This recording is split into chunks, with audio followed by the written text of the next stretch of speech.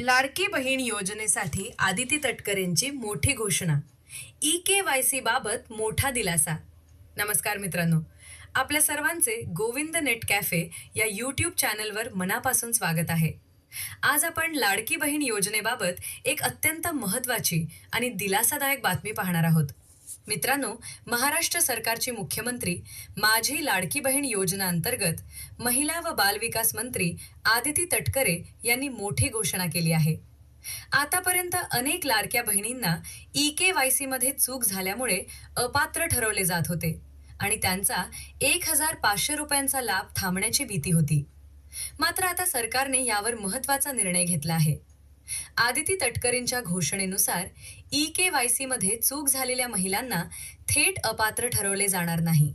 अशा सर्व प्रकरणांची प्रत्यक्ष म्हणजेच फिजिकल पडताळणी केली जाणार आहे. ही पडताळणी अंगणवाडी सेविका आणि जिल्हाधिकारी कार्यालयाच्या देखरेखीखाली केली जाणार आहे. म्हणजेच फक्त तांत्रिक चूक झाली म्हणून लाडकी बहीण योजनेचा लाभ बंद होणार नाही. ची व्यवस्था.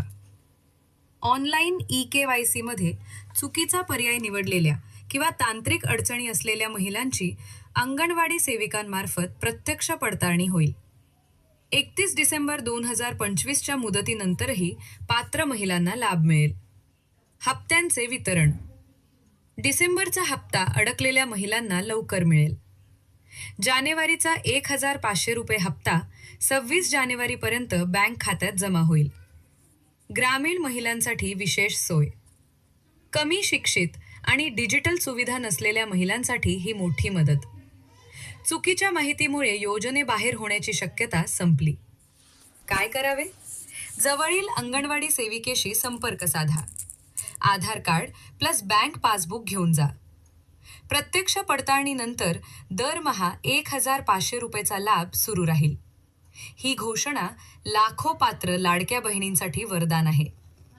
त्वरित अंगणवाडीकडे जा आणि लाभ सुरक्षित करा.